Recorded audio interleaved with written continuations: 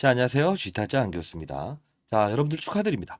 자, 지금 손실 중에 계신 분들도 이런 등폭 절차를 반복하게 되면 큰 수익을 낼 수 있다. 제가 말씀을 드렸습니다.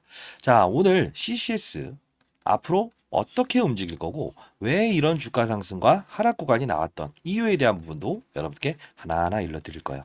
자, 여러분들 영상을 끝까지 지켜봐 주시고요. 구독과 좋아요 버튼 누르시면 많은 힘이 됩니다. 자, 오늘 특정한 사항이 나왔죠. 자, 보도록 할게요. 자, 오늘도 역시나 영문으로 되어 있긴 하지만 울산대학교에서 이 초전도 논문을 또 게재했죠. 자, 이 부분이 과거처럼 초록에 관련된 부분, 긍정과 부정의 이야기들을 계속 지금 내포하고 있어요.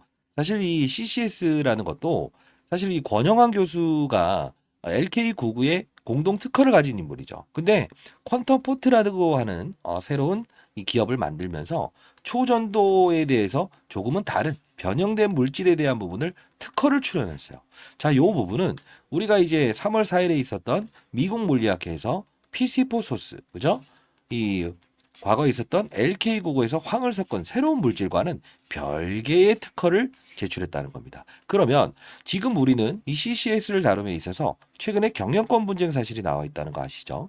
자, 이 부분을 잘 이용한다고 한다면 여러분들은 큰 부자가 되실 수 있을 거예요. 자, 작전주, 그리고 세력주, 테마주 모두 그들의 머리 위에서 노는 투자를 한번 해보시는 거 어떠세요? 자, 영상을 끝까지 지켜봐 주시고요.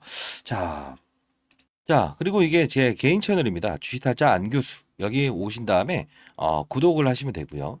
자, 이때 3월 4일 이전에 유상증자 완납 시에는 파시고 다시 접근하시죠. 라고 말씀드렸죠. 자, 보도록 할게요. 6,000원일 때입니다. 새로운 물질을 3월 4일 날 미국 물리학회에서 기조연설한다죠. LK9를 부정하는 거예요. 아니다라고 결론냈기 때문에. 권영환 교수는 LK9의 3대 특허 인물이지 PC4소스의 특허 인물이 아니에요. 그죠? PC4소스와는 무관하다. 자, 논란의 여지가 있으나 이석규 교수가 등져버리거나 다름없어요. 작전주는 작전주답게 해야 됩니다. 자, 상당히 나이드 전압으로 CC. 자, 이러면서 여러분들께 CC 어떻게 다룰 방법입니까? 라고 해서 이때 고점에 여러분들께 대응 방법을 좀 말씀드렸죠. 자, 그러면서 제가 3월 6일에도 여러분들 공부방을 통해서 CCS, 시초가 매수, 경영권 분쟁 이슈로 인한 아카이브 관련 호재성 이슈 며칠 내에 등장할 가능성이 큽니다. 라고 했죠. 자, 이날 이후에 아직 매도 문자를 제가 드리진 않았어요. 자, 미리부터 말씀드리는데 공부방을 운영 중에 있습니다. 근데 중요한 건 금전을 요구하지 않아요. 다시 한번 말씀드리는데 아니 이런 뭐 공부를 좀 도와드리고 그리고 이런 문자를 통해서 어떤 시장의 이런 맞아요. 이런 그 급등주들 그리고 어떤 실시간으로 여러분들께 좀 공유하는 부분이 왜 돈을 받아야 되죠?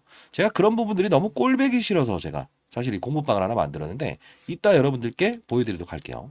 자, 공부를 위한 채널을 운영 중에 있어요. 시장을 보고 큰 판을 보는 전략을 구사할 수 있는 눈을 길러드리는 거고요. 자, 그리고 10억 만들기 프로젝트. 여러분들 제가 20년 동안 자산운용사에서 펀드 매니저를 했었어요. 15년 동안 그래도 나름 스타 펀드 매니저였고요. 1,000억을 운영했었습니다. 자, 여러분들 가장 중요한 건요. 이 시장의 큰 눈을 보게 되면 사실 이 3월 4일에 있었던 PC4소스, 그죠? LK99 그리고 퀀텀 포트, 유상증자 이런 부분들을 따지게 되면 과거의 경영권 이제 이 부분도 역시나 똑같이 이 인물로에서 움직였잖아. 이 종목이. 그죠? 자, 충북방송이었던 종목이 과거에는 반기문 관련주였고 지금은 권영환 교수를 데려와서 경영권 분쟁을 일으키고 있다는 거예요. 사실 LK99 그리고 PC4소스 3월 4일에 있었던 이벤트가 끝남으로 그 이후에 재료를 뭘로 등장시킨 겁니까? 경영권 분쟁이죠.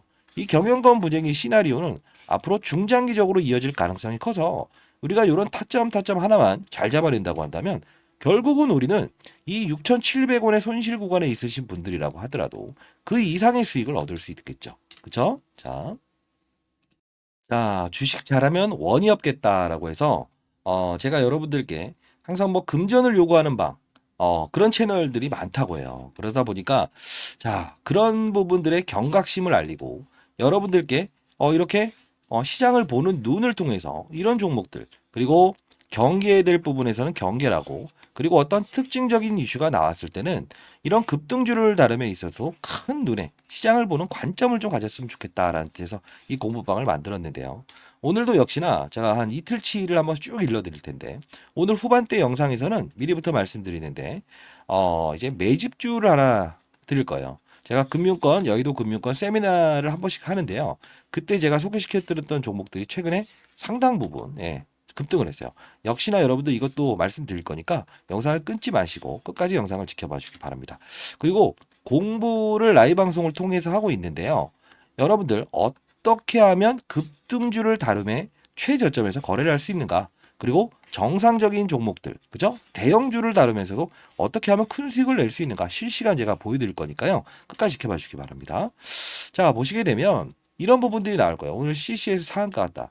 레오캠바이오 신고가, 그죠? 근데 중요한 건 아센디오. 오늘 이 둘 달았죠. 자, 쭉쭉 볼 텐데 한번 이 CCS를 한번 검색을 해볼까요? 자, 여기 검색해 보시게 되면 언제부터 다룹니까? 11월 2일부터 계속 이야기하죠. 그죠? 자, 그리고 오늘 같은 경우, 어제 같은 경우 두 번의 타점을 제공해 드렸죠. 자, 수요일 날도 유니슨 그리고 CC의 상한가 부분, 그죠? 이러면서 여러분들이 이 어떠한 이 손실 부분에 있으신 분들도 수익을 내는 거래를 할 수 있다. 그렇게 어려운 부분이 아니다. 그죠? 자, 이런 부분들 말씀드렸고, 이제 어제 같은 경우에도 CCS 아센디오, 그죠? 라이브 방송을 통해서 오전에 초전도체에 대해서 좀 다뤄보자. 오늘 급등 나왔죠. 제가 말씀드렸던 그대로. 자, 그리고 오늘 같은 경우에도 보시게 되면 CCS, 그죠? 아센디오 오후 2시 33분에도 다시 한 번 더, 그죠? 신성 델타테크부터 우리 다뤘죠. 자, 이 우량주를 다루는 방법도 여기서 제가 다 일러드렸고요. 자, 그리고 가장 중요한 건 시장을 먼저 앞서가는 투자, 그리고 이런 변동성 플레이어들도 항상 우리는 공시상을 보면서 알 수 있잖아요. 자, 1월 30일 날 원래는 IR 활동을 하겠다라고 했었죠. 이 부분 잠깐 보여드릴까요? 자, 이 공시상을 보게 되면 이 종목의 움직임을 볼 수 있는데요. 가만히 보세요. 여기 경영권 분쟁이라는 부분도 나오고, 그죠? 그리고 쭉 내려보면 이 부분이 가장 중요해요. 그러면서 여러분들께 소개시켜드렸던 부분 중에 하나는 이 종목을 다룰 때 이 기업 설명회라는 거를 반드시 참고하세요라고 해서 여러분들께 과거 일러드렸던 부분인데, 여기 보시게 되면요, 이 부분이에요.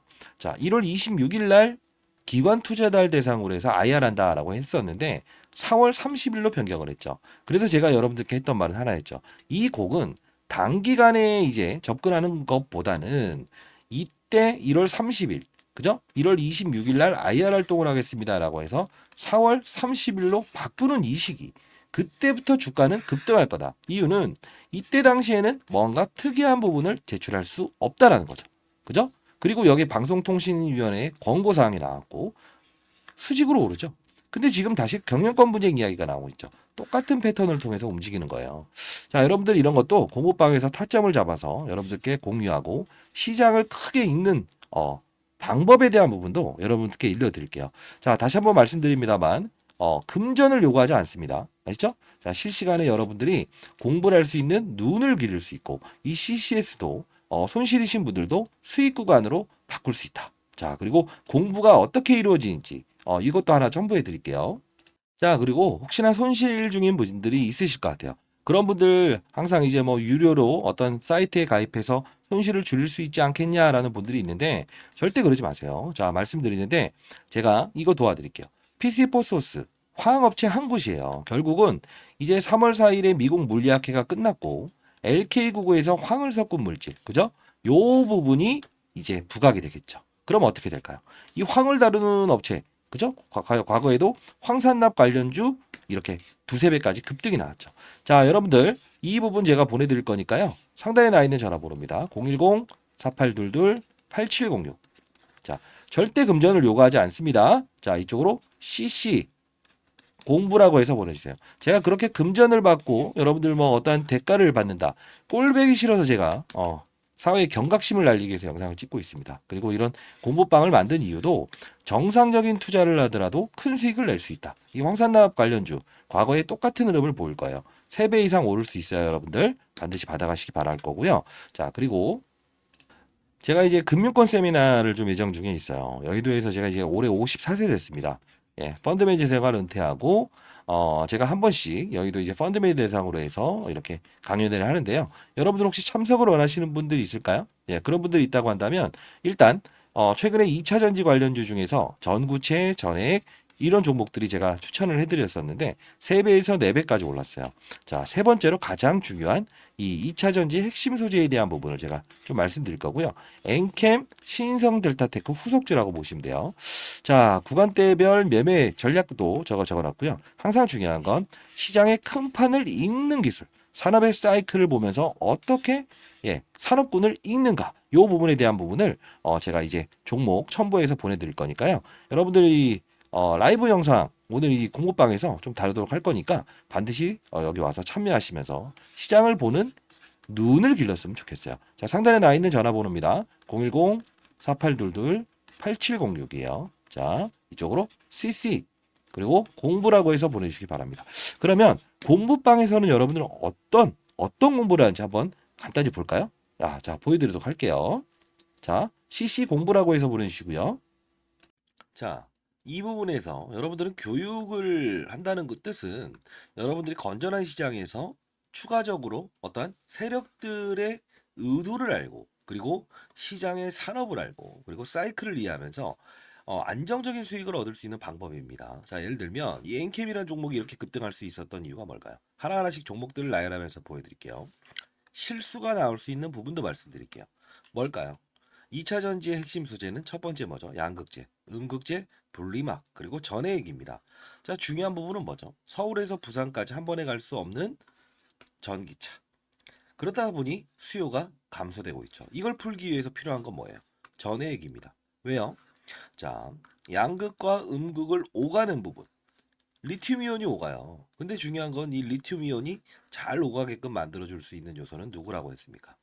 맞습니다. 그게 바로 전해액이기 때문에 서울에서 부산까지 한 번에 갈 수 있는 배터리를 만들 수 있는 거는 바로 엔캠.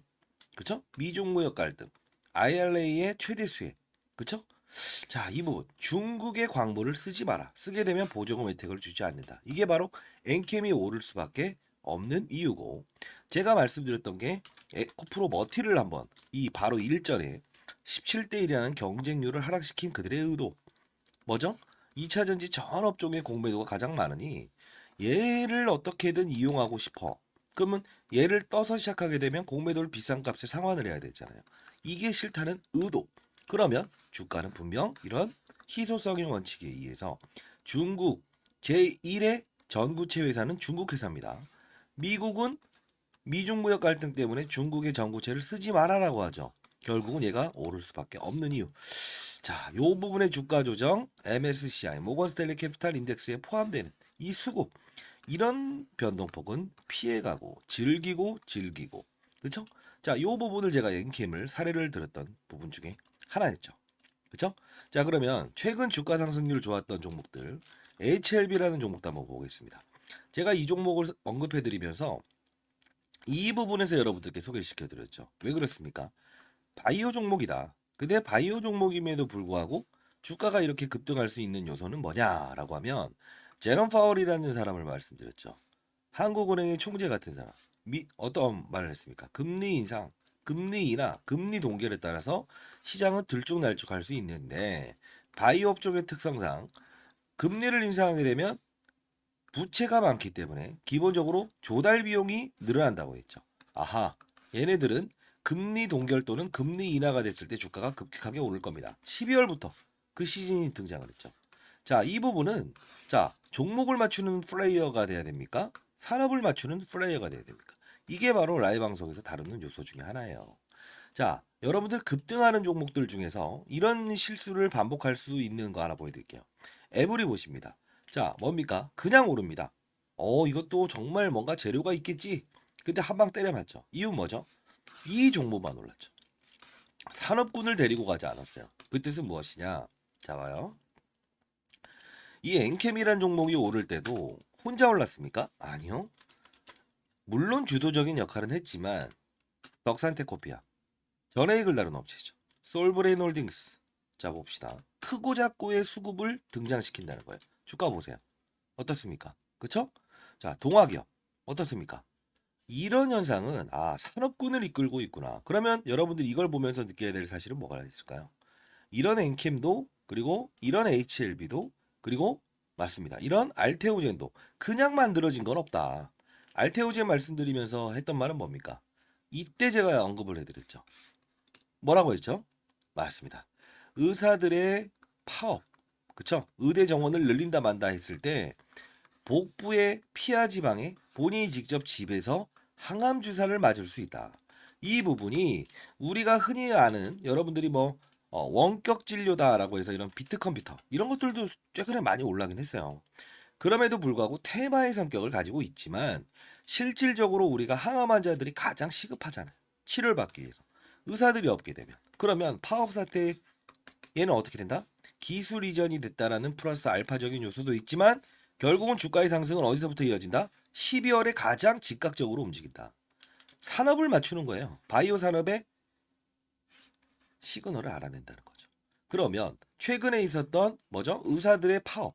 의대 정원 숫자를 늘리게 되면 파업을 하겠다. 이게 바로 간편하게 항암 주사를 본인이 직접 집에서 맞을 수 있는 부분이구나라고 해서 우리는 캐치를 할 수 있는 요소가 생긴다는 거예요. 이게 바로 시장을 읽고 산업을 읽고 업종을 읽고 그리고 종목을 찾는 거예요. 이해되셨습니까? 종목을 보면서 하게 되면 깊이 있는 분석은 들어갈 수 있어도 중간에 큰 조정이라는 부분은 캐치할 수 없다. 과거 코로나 때도 똑같지 않았습니까? 경제 위기, 경험하지 못했던 질병, 그냥 몸으로 때려맞게 되죠. 항상 중요한 건 시장을 먼저 알고 가게 되면 기본적으로 우리는 그들 머리 위에서 놀 수 있다는 거예요. 시장이라는 건요, 한두 명이 움직이는 게 아닙니다. 다시 한번 말씀드리겠습니다. 자, 뭐 맞췄다. 그리고 종목이 어떻다. 이런 부분보다 큰 산업을 보고 탑다운 방식이라고 합니다. 시장, 산업, 업종, 그리고 종목을 찾는 부분. 이 부분이 형성되게 되면 저처럼 20년 동안 자산운용사 있었고 15년 동안 스타 펀드맨상을 받았던 이유, 1000억을 운용하면서도 항상 스타 플레이어가 될 수 있었던 이유는 바로 이 근간을 가지고 움직였다는 거예요. 저도 이제 올해 54세 됐습니다. 여러분들, 선배님들, 여러분들은 연륜을 가진 투자하잖아요. 그렇죠? 제 영상이 그렇게 재미있지는 않을 겁니다만 중요한 건 우리는 자 예를 들어서 아파트를 한번 사본다고 해볼까요? 교육 내용 중에 이런 부분도 제가 첨부를 하는데 자 어떤 식입니까? 아파트를 살 때 아파트 수를 늘리면 무조건 수익이랍니까? 아니죠. 금리 인하기에 저금리로 조달을 해서 아파트 수를 늘리고 부동산 경기가 상승을 했을 때 상승을 할 거라고 확신이 들었을 때 베팅을 해야 수익을 내는 거죠. 1억이 있든 10억이 있든 100억이 있든 중요치 않는다. 가장 중요한 건 뭐다? 산업의 사이클을 맞추는 플레이어가 돼야 된다. 그러면 결국은 크게 먹고 작게 먹고에 대한 부분을만 고민하면 된다. 이게 바로 제가 15년 동안 얻었던 시장의 논리고 원리고 그리고 마지막으로 얻었던 해답입니다. 여러분들도 반드시 성공 투자하시기 위해서는 이런 부분을 참고하시기 바랍니다. 아시죠? 자, 감사합니다.